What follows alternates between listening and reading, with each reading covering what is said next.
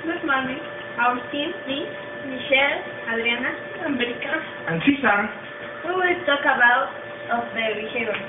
And the background, the founders, the postulates, and many examples of the behaviorism.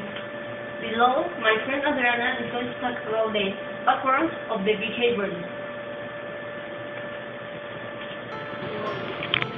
Every study reflects automatic behavior that is caused by stimulus from the environment. Some reflexes such as blinking your eyes when a puff of air comes in it, of the sucking of baby when something is put in his mouth. This automatic behavior can be manipulated. This is called conditioning. The study of Taylor's COVID test in experiments that was conducted in a laboratory. He often used animals in his experiments. His most famous experiment, the one in which he used dogs to demonstrate classical conditioning. The dogs he used showed a salivation response when they were offered food. The food was offered a number of times with the sound of a buzzer. After this, the sound of the buzzer alone can produce the salivation response.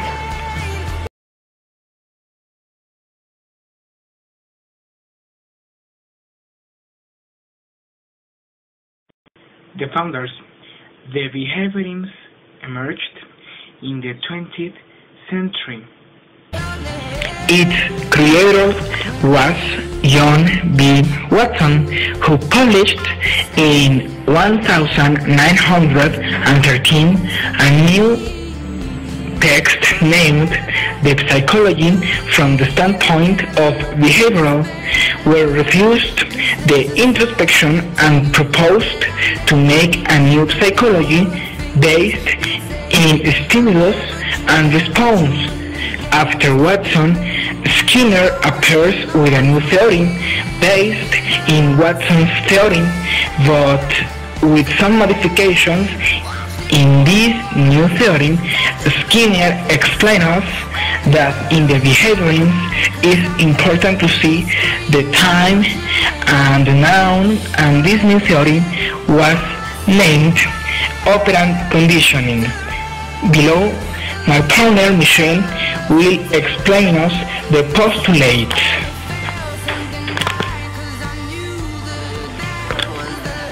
Positive reinforcers. The adding of a positive stimulus to increase a certain behavior.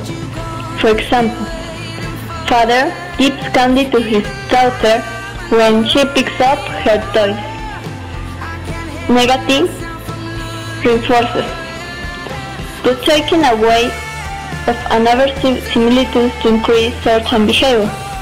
For example, turning off distracting music when trying to work.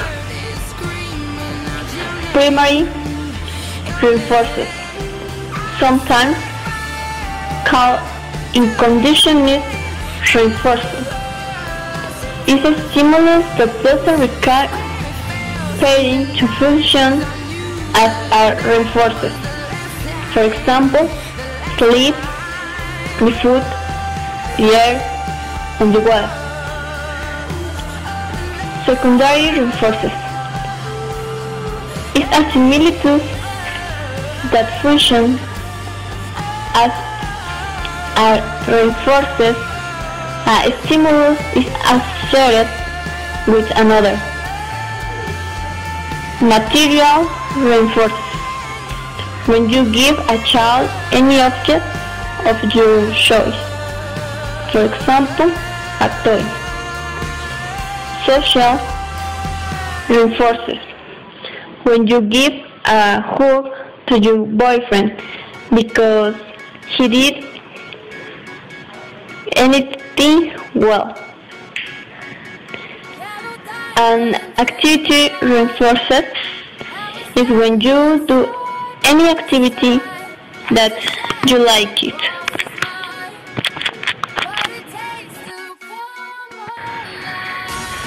The applications of the behaviorism is, for example, when in the class you put one exercise and who gives you the best answer, you can give his or her one candy in order to motivate your student.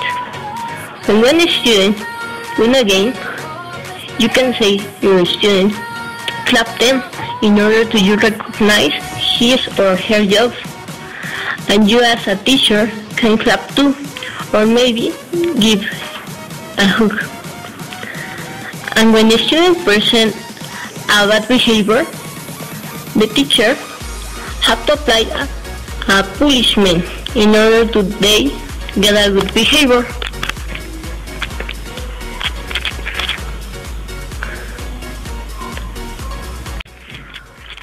This is what the teacher uses to enforce behavior. They all have hats with their names on it on the green, and throughout the day if they're bad, they slowly move them down to the yellow and then the red, and when it gets to the red then they have to go to the principal's office.